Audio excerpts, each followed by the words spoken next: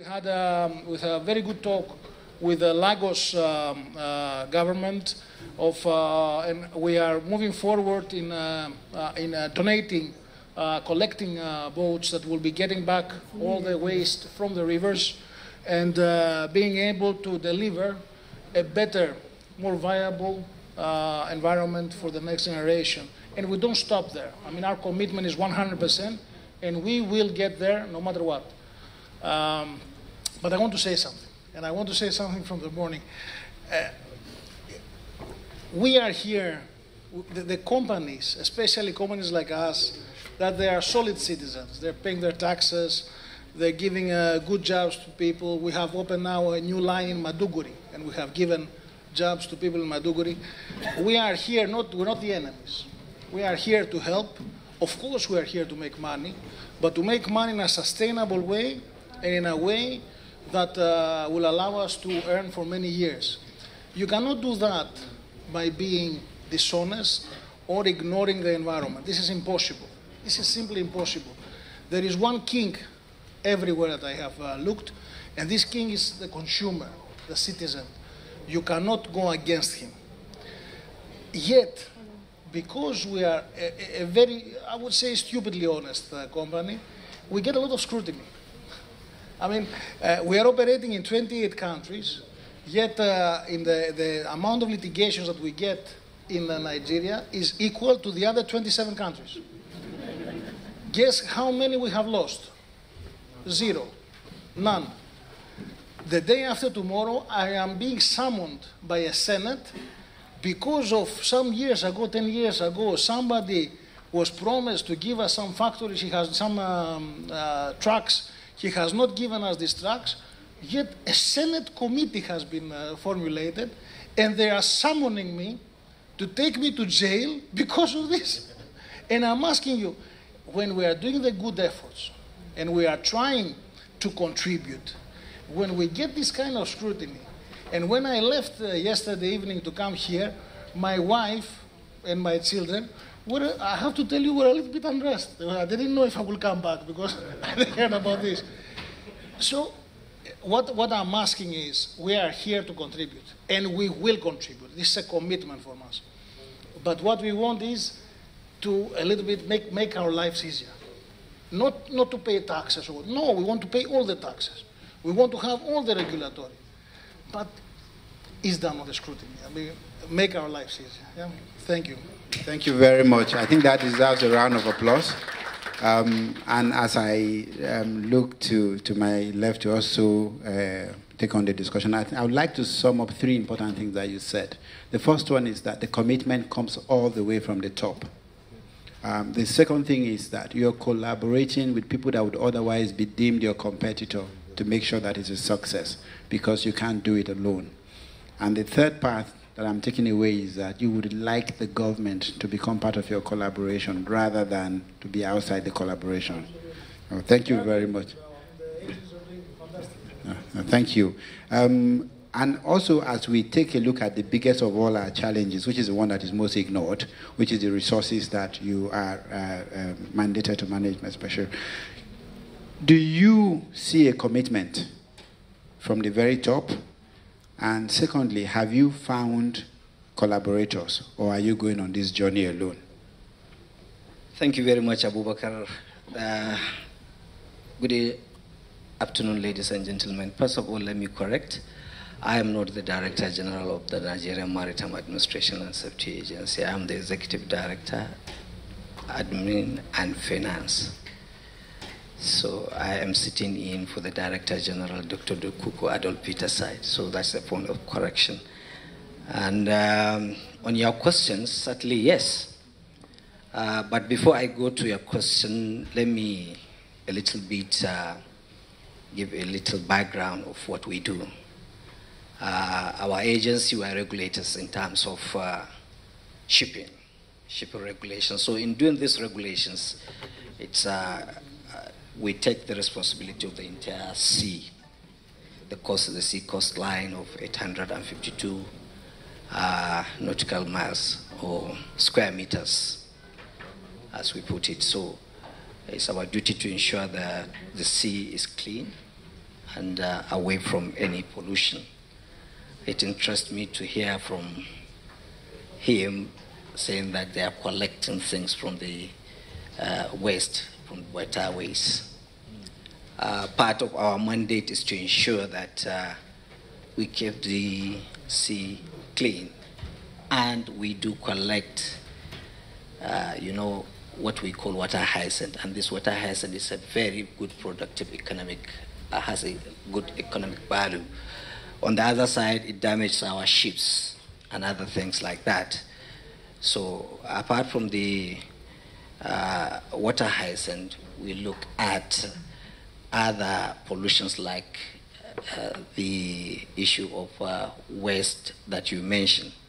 So we will be glad to partner with him. I don't want to answer directly that we do take care of that. So when we take partner of that, we may be able to get some income for government and boost our own revenue and sustain the tempo of the shipping environment.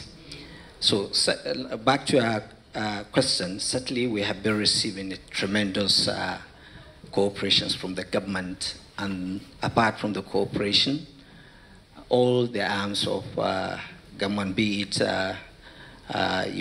the executive, the legislatures, and the judiciary, because when we have issues to do with the sea, we run to the judiciaries.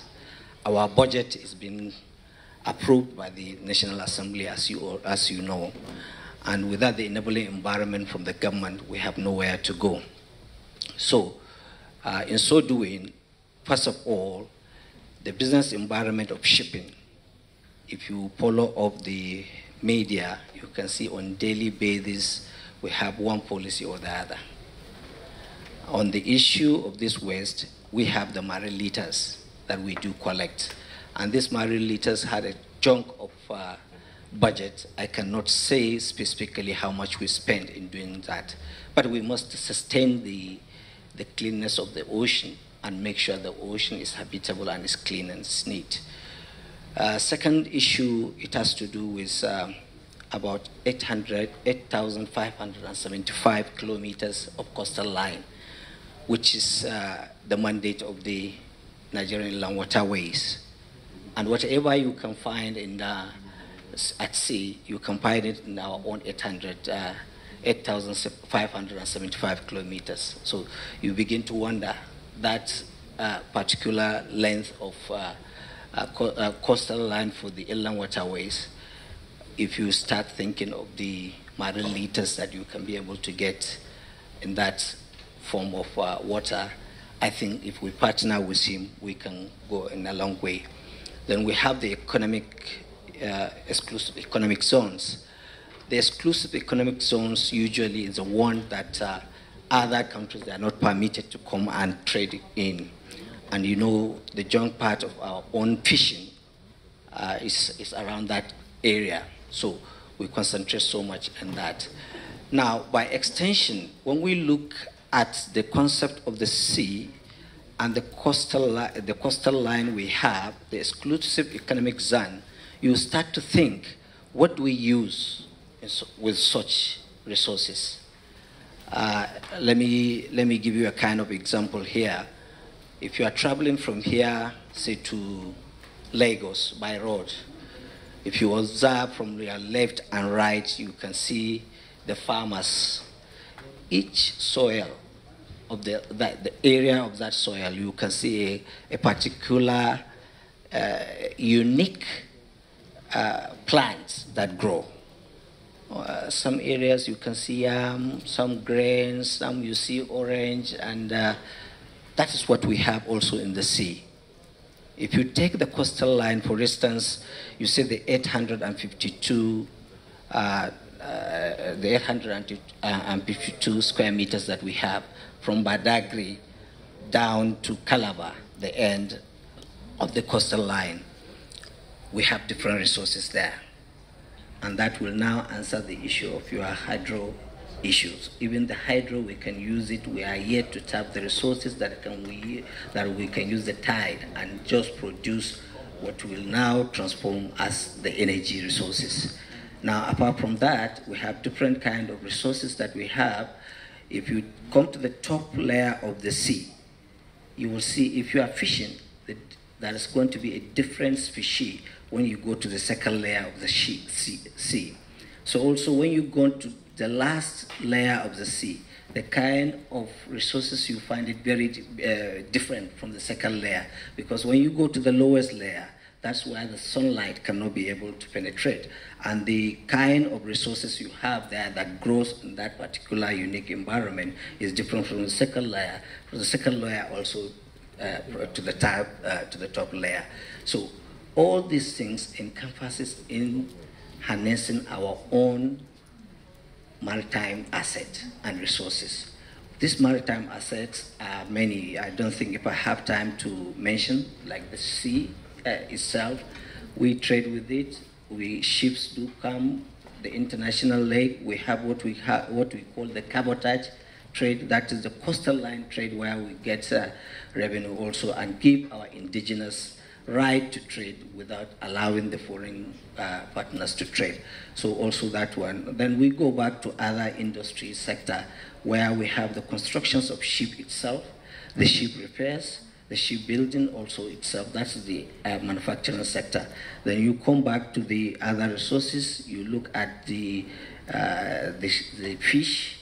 You look at the shrimps and other kind of resources. So all this one encompasses in what the government tried to support and see that means of livelihood of Nigerians has been sustained over the period of time. And from time to time, the agency regulate and sent out instructions and guidelines on how to sustain such developments. Thank you very much. Thank you very much. That was a very comprehensive account of the work our government is doing to protect our seas. I would take it from this feedback that we have nothing to worry about the seas. I want to give a little bit of an insight into how renewable energy is one of the, in my view, one of the best way forward for us as a country. Not just in terms of generating the power that we need, but also in terms of creating the employment that we desperately need.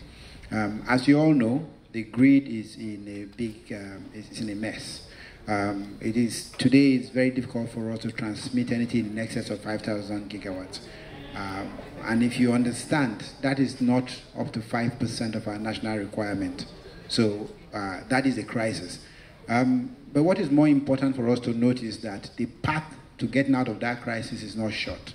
So you have to, first of all, deal with the current owners of the assets that feed into it, both from the DISCO as well as the GENCOs.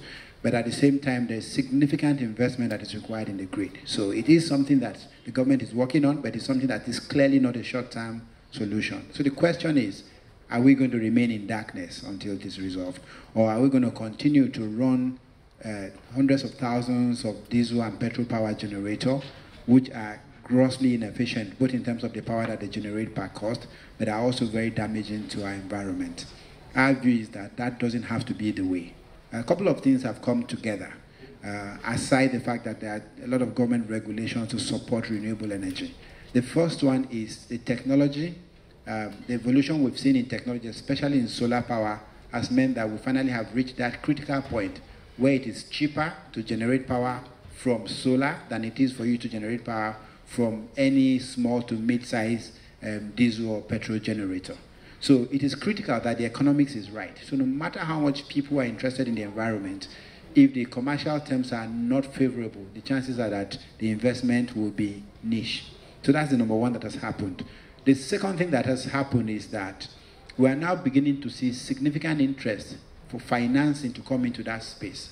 So a lot of time, there are two major reasons why people don't switch to renewable energy, specifically solar. The first one is that they don't trust the solution because they have had a bad experience or they know somebody who have had a bad experience. What they did not understand is that a lot of the people who were in play did not have the right skills and did not bring in the right asset. Now we have major players bringing high-end solution into the market at affordable prices. The second reason why solar as a solution has not taken off in Nigeria it's that there is a significant capital expenditure upfront that is required. Whereas for your petrol or diesel generator, you make a capex investment, and then on a daily basis, you keep spending money. What is required for solar is that you make a much larger capex investment, and on an ongoing basis, you don't spend money anymore. What you have is minimal maintenance. So for us as a country, this is the time to take a view that we will put all the policy in place required, not just because we need to save our environment from what obviously what is almost if we don't do anything would be a destruction of the environment to the point where it will be very difficult for us to live on this planet. Not only do we need to do that, which is a good thing to do, but we need to create an environment where while solving our power problems, we create as much employment as possible. And today, there is no other solution that is capable of creating the employment per unit that solar can create. So what is the solution that we are proposing? The first one is to start to deal with those who have small power requirements and are distant or at a remote location from the main grid. So in many cases, there are communities that have never been connected to power. These are the communities that, on one hand, we should target, especially with the help of government. But the other one is our communities and businesses that are in urban areas that are currently spending millions or if not billions of dollars yearly to generate power themselves, which is highly inefficient and expensive. So the job, what we need to do is to create an environment where small businesses will emerge in their thousands to focus on solving this problem. I would be very specific to say that as a bank, we have taken on this responsibility. We feel that not only do we owe a duty to do this, but we also feel that it is a business that is profitable and does not require subsidy. The only times this requires subsidy is when you are going to the rural areas, to the communities that are too poor to afford power today. But if I was generating solar solution today for factory use anywhere in Nigeria, including the southern part where the sunlight is shorter, it is more efficient if you do it on scale than it is to generate power today using diesel generator. So the challenge is to make sure that this approach is sustainable. And the way to make it sustainable is to share our experience and to encourage all other players, not just on the financing side, but people who are regulating us, but as well as to sensitize the consumer into the opportunity that exists for them to not only improve their quality of life, but at the same time to deliver results.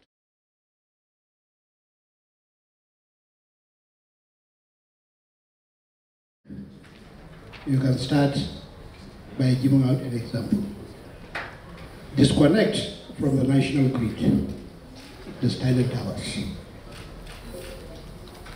Disconnect all your generators. Put solar light to power standard towers. And that little national grid coming to you, pass it on to Ladies Island to power lesser financially endowed community. That's one challenge.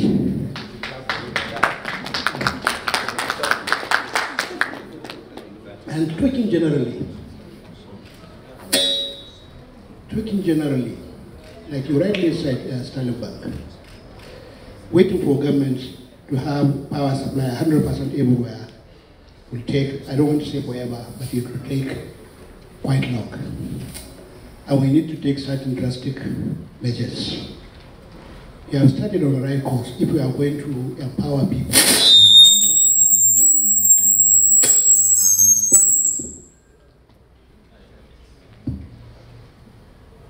We are going to empower people to do this at community levels.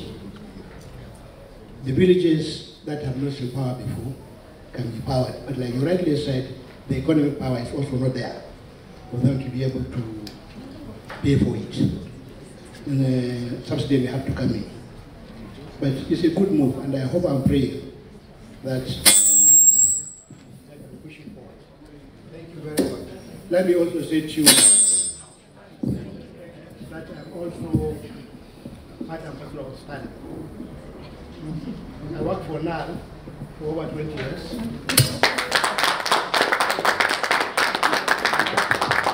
Talent Towers used to be NAL Towers. Thank you.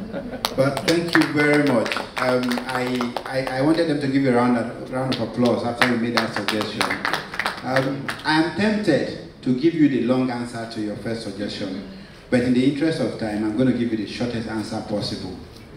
By the 1st of July 2019, Sterling Tower will be powered completely by renewable sources.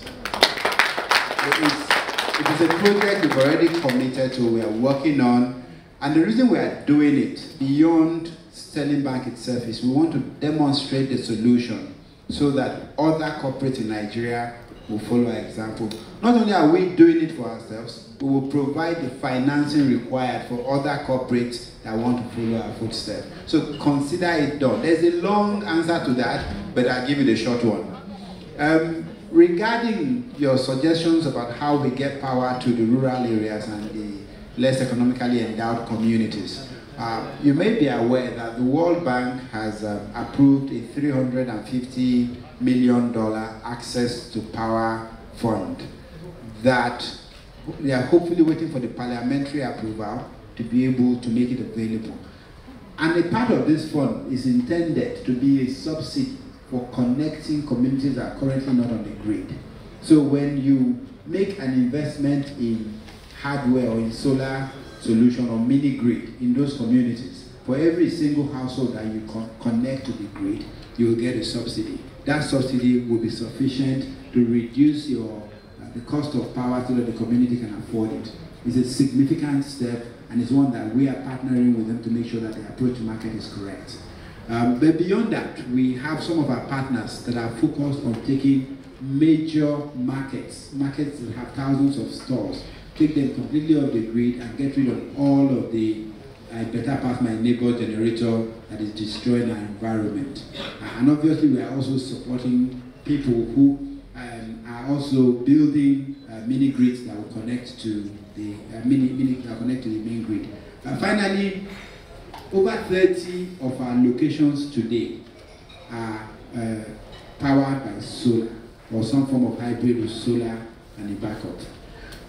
The largest project we've done since the Now Tower days is our head office annex. And the head office annex is powered, aside the cooling, the whole building is powered entirely by solar. So we are actually leading by example, and I assure you that other corporates will follow once we demonstrate that it is profitable for them to switch. Thank you.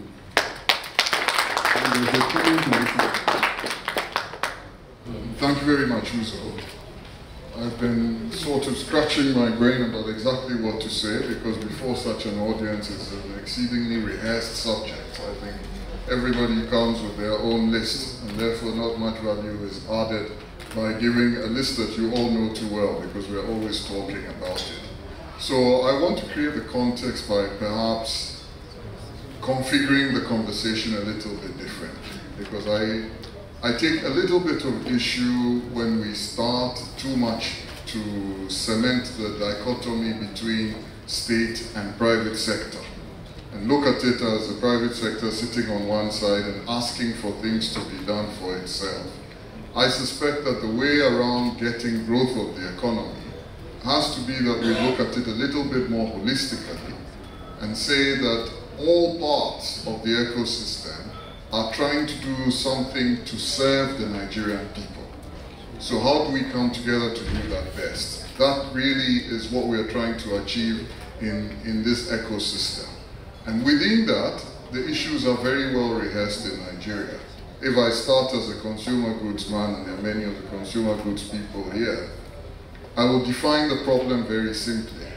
We talk a lot about market share competition, so I'm sure that my colleagues at Pepsi are always looking at George and thinking about how to get market share for him, and.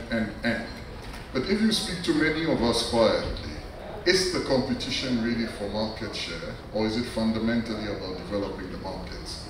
The penetration levels in Nigeria, the per capita consumption levels in many of the categories that we deal with are lower than many other markets that we know, even in the DME world. then the conversation has to shift to why is that the case. You look at the pricing level, at international pricing in Nigeria, and compare it to many other markets until recently. To give a few examples from my industry, for example, the price of margarine in Nigeria was 3 times that of the price of margarine in Rotterdam. The price of toothpaste in Nigeria is double the price in Vietnam. So where do you expect that penetration levels and consumption levels will be higher? It will be in Vietnam. And the conversation that we therefore have with many people when we talk about marketing and so on, I say you're faced with a different kind of problem in these sorts of markets. Because it's not always about me going to tell people about when they should brush their teeth and why they should brush their teeth. There is a fundamental issue that they cannot climb the ladder of affordability. And what are we going to do about that? What we are going to do about it needs the private sector and the public sector working together with the issue of competitiveness at the center. Not about protecting inefficiency. I know that I walk on thin ice when I start to talk about these things. But when we talk constantly about protection, we also have to say, what are we protecting? Are we protecting a system that consistently makes us more efficient and therefore helps us to be able to serve the people of Nigeria better? If it is that, then let's continue to protect ourselves. But if it is just constructing regulations that protect us so that we can be inefficient and continue to live with that, then be sure that for as long as we try, for just so long, sustainable growth as we have come to know it will elude us. And for me, that is the challenge of the regulatory conversation. Are we all in one ecosystem trying to configure Nigeria, what it can do for the Nigerian people to be competitive within a global set of circumstances? Or have we said to ourselves that the set of circumstances that prevail today are fossilized, and the regulator is someone who sits like a police or a military state, just trying to say you've complied and not complied? I suspect very strongly, and we have many examples over the last few years. I've been in Nigeria now 5 years. One of the things I have focused on very significantly with my team is how do you make the industrial system more competitive? Sourcing locally, looking for partners in Nigeria who can work with you, people like Sterling or Abu has disappeared in the crowd somewhere, but oh, he's there. Working with people like that to look for funding that can help you to penetrate into other areas, testing different models and so on, and finding ways, therefore, to drive the fundamental affordability of the categories. Now, I am sure that in a market this size, if we are able to do that together well, take out what I call the deadweight cost, and I have examples. You go to Rwanda, I know that it's mentioned so often these days in West Africa that people are tired of hearing Rwanda and Kagame. But Kagame likes to talk about that it used to take 22 days, if I remember correctly, to get containers from the Mombasa port to Kigali. It's down to 5 because the two sectors work together. Working capital costs go down. The amount that you have to hold in storage goes down, and who wins? It's the Rwandan people. When I was working in Kenya, I was the chairman of the East African Shippers Council, so I was very involved in trying to get the competitiveness of the logistics of East Africa done. When I arrived in Kenya, it took us 32 days to get things out of the Mombasa port. Aidan Mohammed, some of you may know him, he was for some time running a Barclays Bank for the East African and West African region, became the trade minister.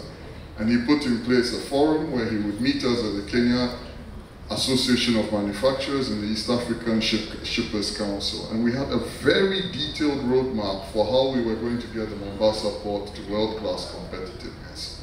I am very proud of the fact that we came up with a pragmatic roadmap that involved things like even optimizing the way scale. There was a way bridge, Mariakana Way Bridge. I'll talk about that then I sit down and give an opportunity to the other people to speak. That Mariakana Way Bridge had all sorts of people that were manning it.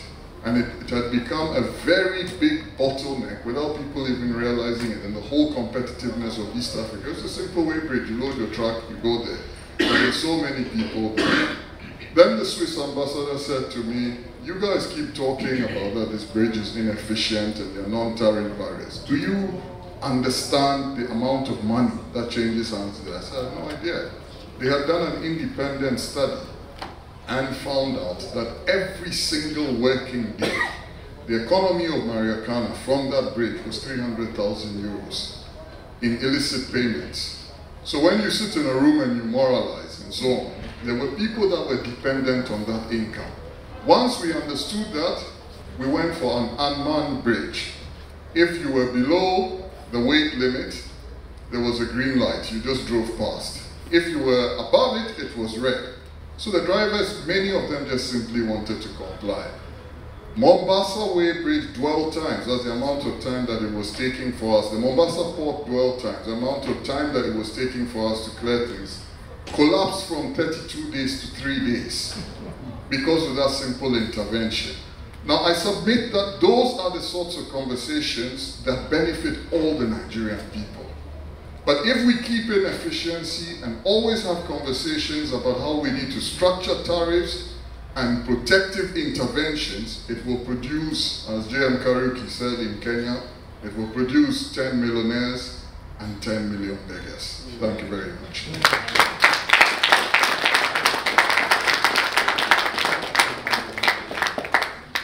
Let me thank the organizers of this meeting or summit. I'm going to take it from the environment perspective. Over the years, the thinking then was environment is not good for business. In 1992, from 91 to 92, in preparing for the UN Summit on Environment, held in Brazil, the secretariat was in Geneva. The idea then was, how do you bring business people to appreciate and understand that good environmental practice is also going to promote good business? I was part of the secretariat of the UN to organize the summit in Geneva, in Rio. Our boss, late Maurice Strong, invited the key business leaders.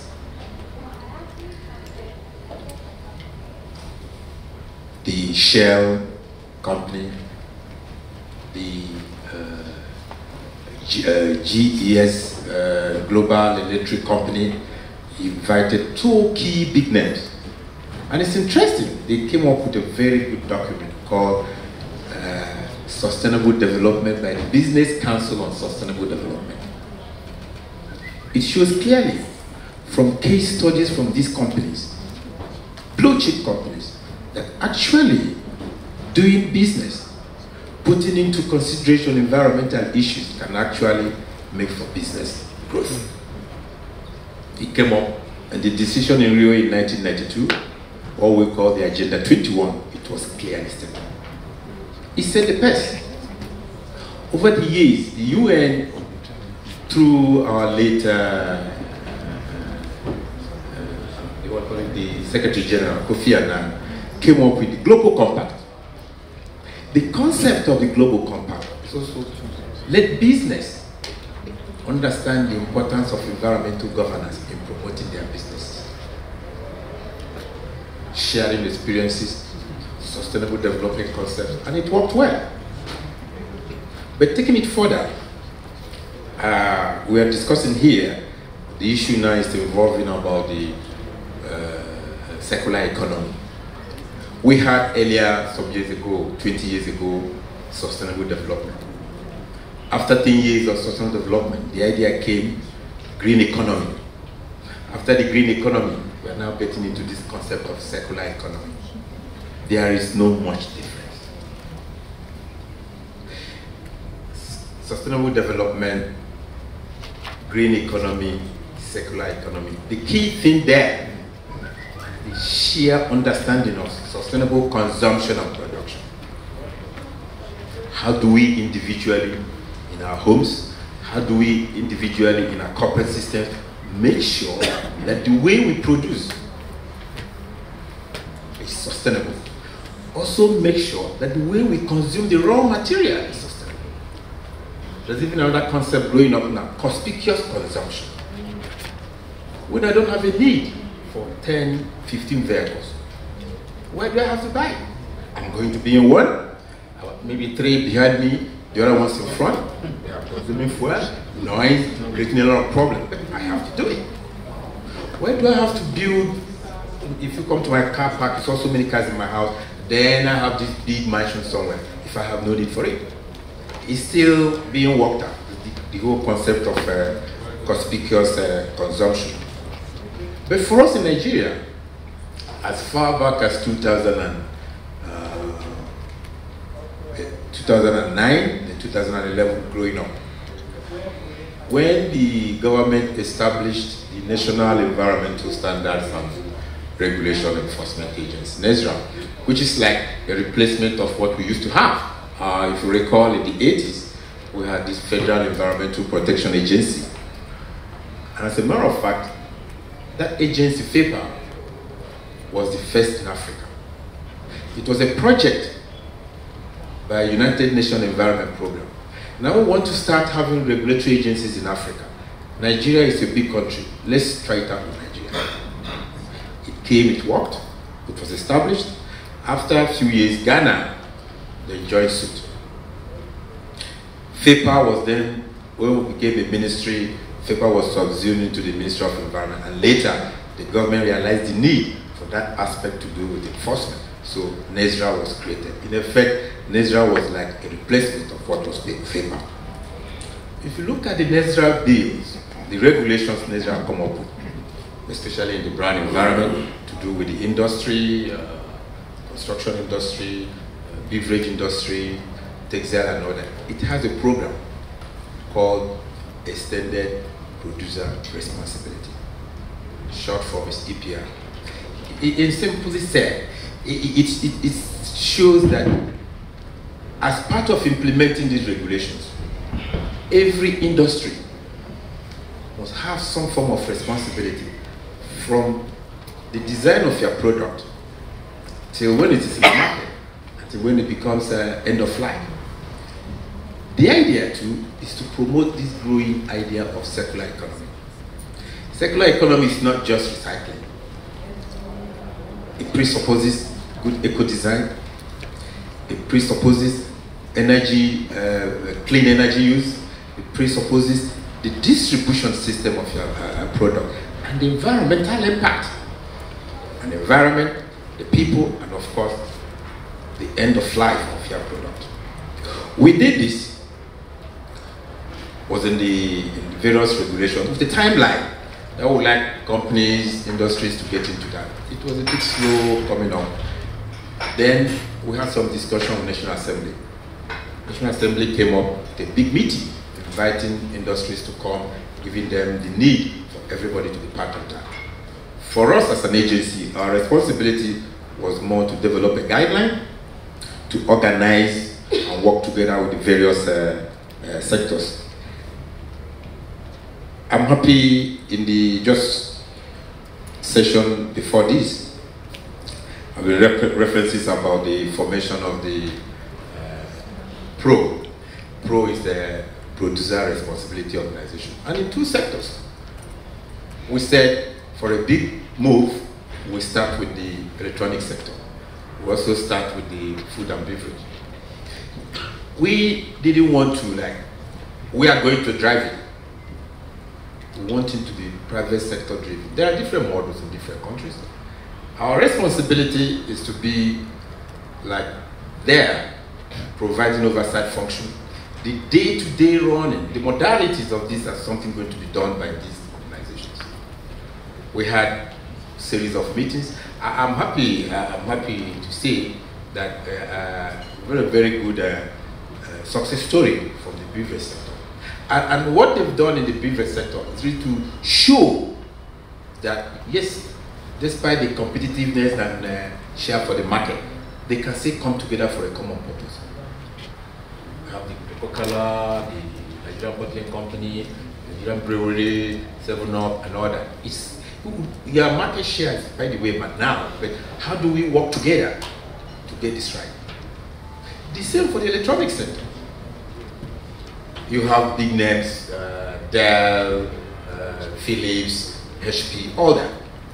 We have a lot of problem in that sector in terms of the West. So they also have to come together.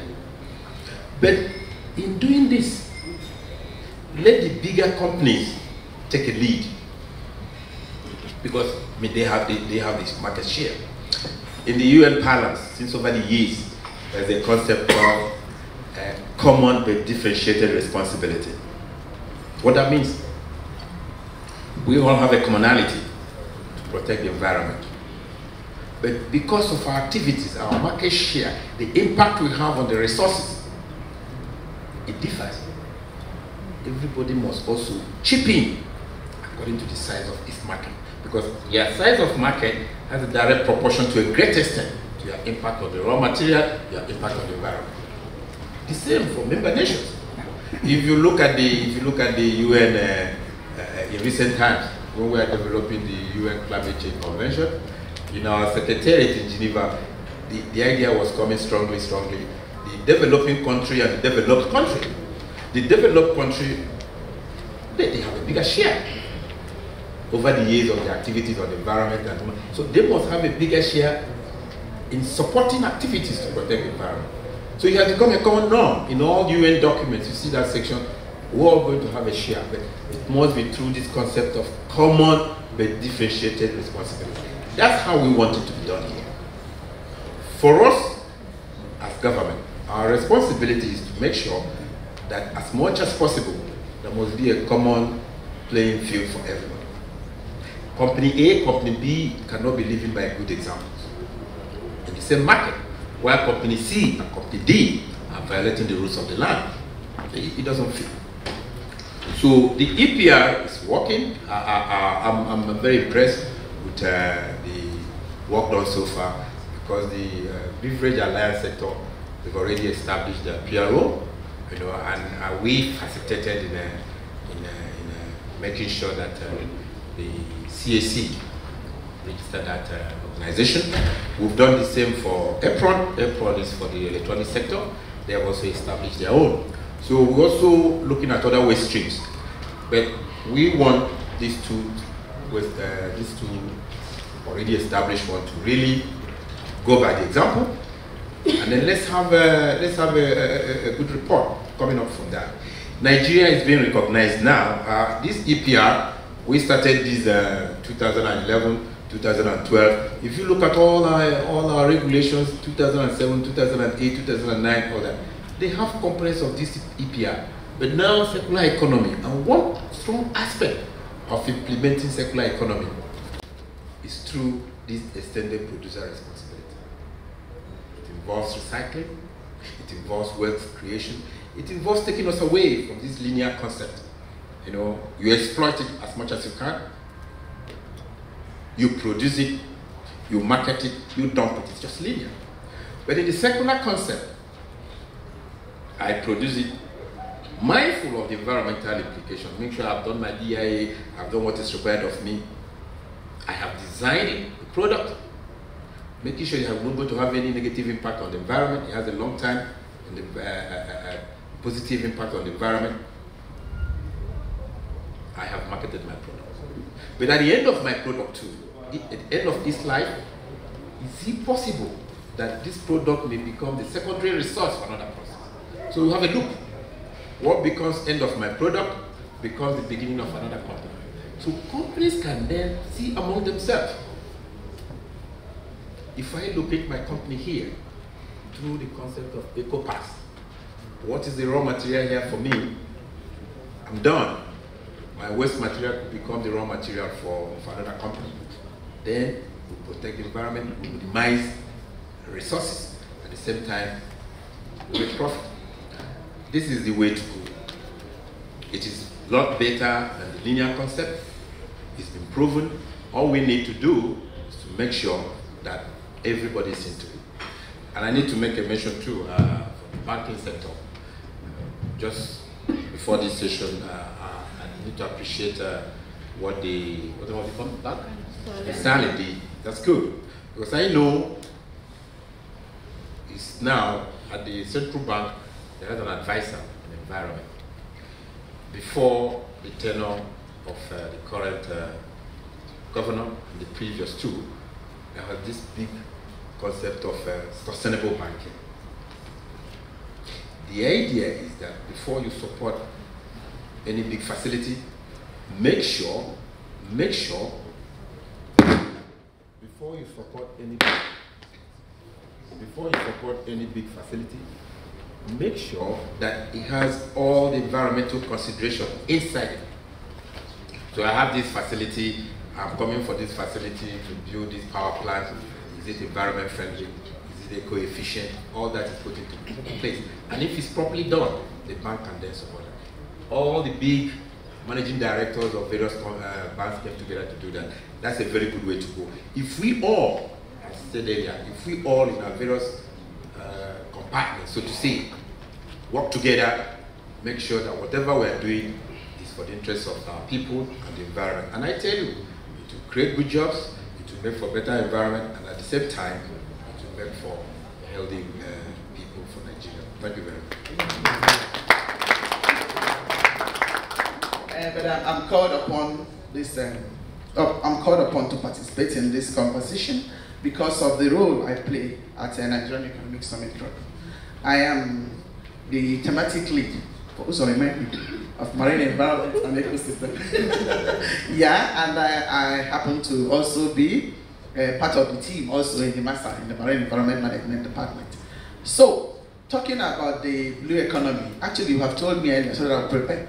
You just have what I have. So, actually, talking about the blue economy, we just have to look at it now from the fact that, oh, why are we talking about blue economy? Why are we going to the ocean more than we've been going there before? You know, man, from origin, has I always had this tendency to always look for the best when it comes to food, shelter, and clothing. That was primary school knowledge. They taught us, you know, the basic necessities of man. And once he doesn't have it, he will start moving around, you know, migrating to see how to sort out himself, you know. So at the end of the day, you see that it's actually men that are causing this pollution and not women, you know. So just to create, by going to the ocean more now, we can now sense that there is a problem on land. You know, we've actually utilized the resources we have upland on the terrestrial ecosystem, and now we are, with the increasing population, global population, globalization and everything, we are now going into the ocean. And that makes it necessary to talk about blue economy. One may now ask, what is blue economy? You know, blue economy is just, what is used to describe a situation where we are now exploring the marine environment, tapping into the resources of the marine environment, but having full respect for the marine environment. So, in talking about blue economy, we can utilize all the huge resources. They're using Nigeria as an example now. Nigeria, we have beautiful coastline, that's sandy beaches where you can go, that can attract tourists. We have the mangrove environment that has medicinal plants and also on all sorts, and also protects us from flooding. You know, then if you get into the exclusive economic zone, you have, just like my ED said, abundance of flora and fauna. In fact, researchers said that we have more resources in the marine environment than we have in the terrestrial environment. And then we now know also that the mainstay of the nation's economy is crude oil, though we are also advised to now leave this, what do they call it, mono economy, what? Yes. Is it mono economy? Yeah, we should leave it and move on to also diversify and get into other things. But meanwhile, it's the mainstay of our nation's economy. And as this product, the crude oil, is being tapped, you know, it's also shipped, you know, so we now start talking about shipment and other secondary services that will also give opportunity to other businesses. We have servicing vessels, we have so many at-sea projects, and in all these things, the blue economy now is now talking about respect the marine environment so that there won't be any tipping points. It will not get to a point that it will really have to scream that, oh, that there is nothing, I don't have any resource again. You've so much abused the resources within me, and then that will be the end. So that's what the blue economy is really preaching. So in doing that for Nigeria, what we have to do is to keep to the marine environment regulations. You know, we have, and the regulations we have in Nigeria are actually adopted from the conventions of International Maritime Organization. That is the UN arm that is responsible for regulating the marine environment. Nigeria, NIMASA has actually put in place the Maritime Shipping Act. A section of it has room for marine environment protection and prevention. And we also have the NIMASA Act also talking about the same thing. And we've domesticated so many of these conventions that we now have the Maritime Shipping Regulation on prevention of dumping at sea. That's where we now come about recently. The menace of marine litter is all over the place. Everybody knows that. That is a global issue that is affecting even shipping, you know, interrupting shipping, navigation and things like that. And also affecting the food chain, leading to the kind of destabilizing the equilibrium of biodiversity in the marine environment. So NIMASA actually partnered with UNEP in 2015 to do an assessment of pollution in the coastal area, the marine level of this litter, and also the most dominant one, which we have plastics. After that, NIMASA developed an action plan and campaign concept to now manage this litter, and that's where we are now. The management graciously permitted that it should represent, it took huge part of our budget this year, and we did the first cleanup, and we are getting at it again. Actually, my ED was requesting from Coca-Cola that we should partner. I was at when the executive director of UN Environment came from our UNEP. NIMASA was there, and after when we presented what we have, the representative of Coca-Cola requested that we should please meet to see how we can work together. I was in Coca-Cola head office at Ikoyi some time ago, and we are now talking about how to advance the partnership between NIMASA to also include Abidjan Convention areas, since it could be a regional issue. But unfortunately, and also connect it with what we are doing at NESG, but we haven't been able to meet. So meet again to discuss it. Maybe when Clem comes back, we'll continue again. So because in NIMASA, we believe in partnership. We had celebrated Day of Seas and Ocean, and this July, and the theme actually, the way the DG put it, is that that partnership is the key to sustainable blue ocean. So we know we cannot do it alone. We have to work with our stakeholders, all the users of the ocean, the oil companies. If you're bringing in your tanker vessel, you come and you register, take care of all the regulations. Not just that we are just, regulators are not just there. I was trying to reason like that maybe you don't like regulators. No, the regulators are not just there like police. If you don't want regulators, do it. Do the best practice. You know, do voluntary compliance, and regulators will not even want to come near you at all, because we have so many other things we are doing, trying to encourage people to tap from the blue economy, for example. So we have these regulations, and the best way for regulators not to really disturb investors and people doing business at sea is to comply to the regulations. They are not difficult. It's just telling you, please don't dump your produce water inside the ocean. Please don't dump waste, don't dump any garbage, all those things. Don't do this, don't do that, because it's not good. There will be, if we really continue to deposit all those things in the marine environment, there will be a time that it will lose its value, and we won't even have enough to. We talk more of making a sustainable kind of sustainable. Talking about sustainability. What is sustainability? Not just simple things. Sustainability. We use the resources that it will serve us enough, and then we leave for future generation.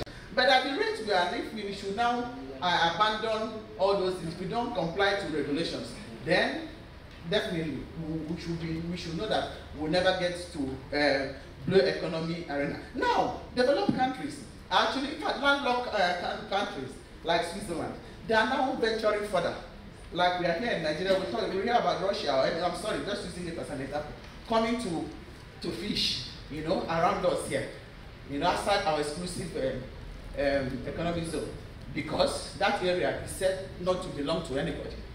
The areas beyond national jurisdiction. But now, the globe is also looking at it.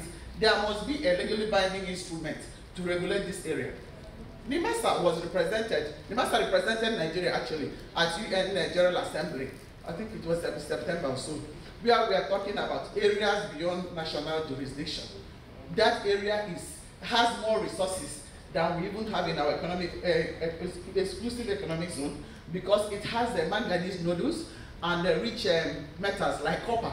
You know, so if we are now talking about electronic cars, that's where the manufacturers are looking at, where they are going to get all those metals they are going to use. So it is very rich in genetic resources that are used. Some of them are used in pharmaceuticals, mostly for all these very, very strong medications for cancer and things like that.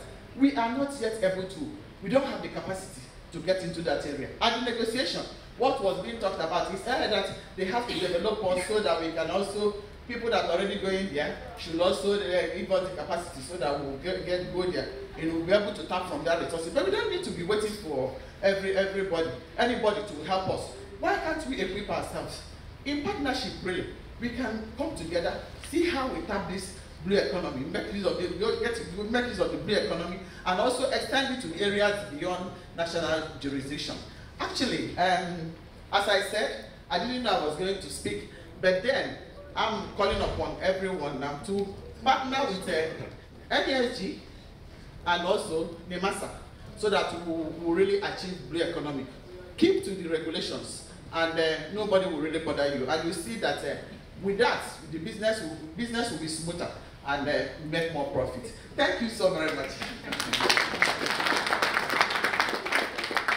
But I think the point he made is very interesting, particularly in the area that he mentioned that we are trying to promote a kind of inefficiency in the system in the name of protectionism. I don't think the world over now we are in that arena. Otherwise, the world will be running and we are lagging behind. Now, let me give you a typical example in terms of port efficiency. If you take container ship, say in Singapore and Nigeria, Singapore discharges 118 ships in 14 hours. 14 hours. That's less than 1 day. Nigeria discharges 64 ship containers in 39 hours. So you look at the number of ships discharged in Singapore under 1 day. That's under normal circumstances. You are not talking about the port procedures and port processes and other things. All in all, how does Singapore achieve such efficiency? So, as an administrator, you cannot sit down and say you are regulating an industry that can continue to promote this kind of inefficiency, and you say you are striving, and you are looking forward to receiving investors, and you are trying to develop your own blue economy. So in everything you do, you must look up to what the world over. You have to benchmark yourself. You can't just sit down and do things the way in the normal way. Singapore achieved this. How do they achieve it? And what are your targets? What do you intend to do? You benchmark yourself toward achieving such targets. That's why you can be competitive. And in Nigeria today, we are working towards that. What the agency is doing in terms of trying to reach this kind of things.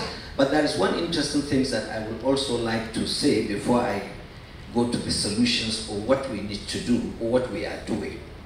We have been talking about recycling of bottles and other things, milliliters. The most important thing is the multi-billion recycling in the shipping industry is as to do ship recycling. Ship normally doesn't have zero value, even at the date. Ship can be 100-year-old and continue to operate. But even at the dead, even if you bury it under sea, it has its own value. So, and the agency is the receiver of that trade. And it's all part of the blue economy.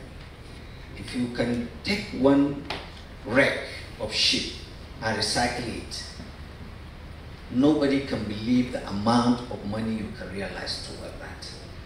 So I urge you in terms of, diversify not only looking at the marine litters, not looking at the bottles, but also you have to look at the economic value of the scrap ships underneath our waters that are now causing a lot of damages of our own ship during the navigations. So when we go into the negotiations of what we can do, I think this is an opening for you. Maybe you have to start thinking, because up to now we don't have any company that we have an agreement on when we receive the wreck, how do we partner in recycling that wreck? This is a multi-billion industry all over the world, and we are looking towards such agreement to see how we can do. Now, back to the efficiency. What I look at all times at the enabling triangle. This enabling triangle, I look at it at threefold, just like triangle look like. First of all, governance, infrastructure, and security. You cannot try to say that you are going to have efficiency and robust investors when your security, the security of your marine environment is very porous. Every day reported piracy, armed banditry, attacks, and other things coming in. So what we are looking now, day in, day out, on how to enhance our maritime security domain. We make sure that we reduce to the barest minimum the attacks, the armed robbery, the armed bandits, the piracy under our own sea. So this is one of the enabling triangle the agency is looking at.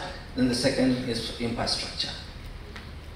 What Singapore, one of the major things that they have that makes them to achieve such efficiency, it has to do with the infrastructure.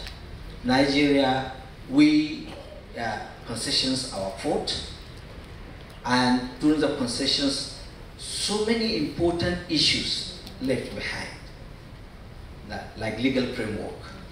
When you have, if you are very conversant with the maritime industry, the Minister of Transportation, the MDMP, they have been talking within the last few weeks, talking that they have to review the issue of concessioning. During the concessioning era, what we were made to understand and believe was that those people who we concession the port at, they are at the liberty to go and produce what we call the infrastructures in our own ports, the cranes and other things that you can discharge this cargo within a limited period of time. But as they came in, just like NEPA, there was no single investment in terms of the infrastructures they made on ground. They left it there and they continued to milk the particular sector given to them and forget about improving the infrastructure. So this is the second enabling environment. We have to look at the infrastructural position and foundation that would make us be competitive in the world in terms of efficiency and port sustainability. Then the third issue is good governance, which the Vice President this morning talked about passionately, that the issue of good governance in terms of corruption and other vices that is around us. So when you allow such things to continue, we will not be able to achieve such efficiency. So good governance, those who are very conversant with the industry, you look at the key promoters, or key drivers, the chief executive, Dr. Dukupo Adol Peter Sai, Dadiza Usman, and Hassan Bello. They have been at the forefront every day in terms of what the industry should do and be improved. So to a large extent, we can say we are achieving something towards good governance in the industry. Ladies and gentlemen, let me not bother you. They allow the three speakers to speak well and finish the food and left remnants. So thank you so very much. Thank you so much. Mr. The regulations were suspended We need, for example, Coca-Cola is here, you Liver Brothers. You said when you were opening this, the cost of toothpaste in Nigeria is twice the cost of toothpaste elsewhere. You mentioned also, Margaret, maybe 2-3 times more costly in Nigeria. And typically people will say the operating environment. People will say we have to bring our own security, we have to generate our own power, we have to do all this and this and this, and that's what makes production very high, production cost. But then the question should go back to you. What are you doing, you as manufacturers, to reduce production cost? You are very slow in terms of local content. You are very slow also because people take whatever cost we put out in the market. Despite all the challenges, your profits are higher relatively than what others make in other clients. Why is it so? Because Nigerians are so patient, they take anything. But what you should also take into consideration is this fact, that we have the numbers. By the time you talk of economies of scale, when you take measures to bring down your costs, at the end of the day, you will find also that you will have a greater market. Because there are people who don't use toothpaste today, at all. Maybe they don't even know about it. Maybe they cannot afford it. But by the time you take measures that will bring your costs down, you also see that more and more people will buy. At the end of the day, that profit we will still make because of sheer numbers. So please look inwards as well and see what can you do to bring down your costs. Thank you.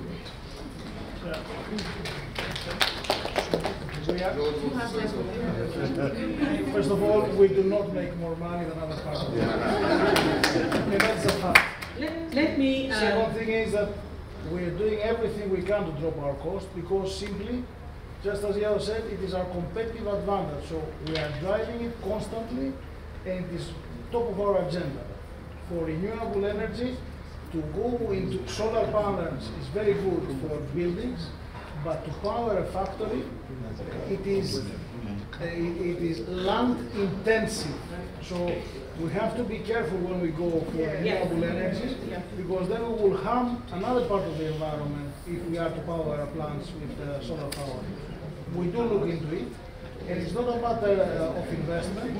As we have invested backward 700 million euros, and we're looking forward to another 600 million euros. If we are to look about now how much money we make, somebody will say you are crazy. And actually, I have heard calling me like that. We are investing, believing in this beautiful country and the future of this beautiful country. Otherwise, what we're doing right now, it doesn't make any sense. I'm telling you with my hand on the Bible. It doesn't make any sense what we do. We lose money, but we believe in the future, and this is what we're going to continue doing. That's a conversation we will deepen tomorrow at the Coca-Cola conversation. There's a conversation tomorrow, deeper, with Coca-Cola talking about renewable and gas-powered energy, which will be a more sustainable type of energy for big industries. Sorry, Mr. Chairman, may I recognize, first of all, the presence of the Director General of NIMASA, Dr. Adol Peterside. He didn't come late, he was here, but Asorok called him, and he left his two very able deputies to speak. Would you like to come forward, sir?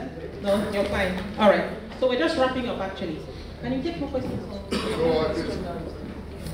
It depends on you, because I know some other people want to go for the 4 o'clock. Yeah, there's a plenary session, so we perhaps, unfortunately, need to call it off. Thank you very much for your active participation. I'm supposed to summarize and wrap up. For those who know me well know that I never summarize what other people have said. I said, you are either listening or you are out. So all I will say to close it is to say, generally the people in this room and who are playing roles in this summit are part of a very privileged elite in this country. The poor people's labor and toil has produced circumstances where you have been able to get education and capability.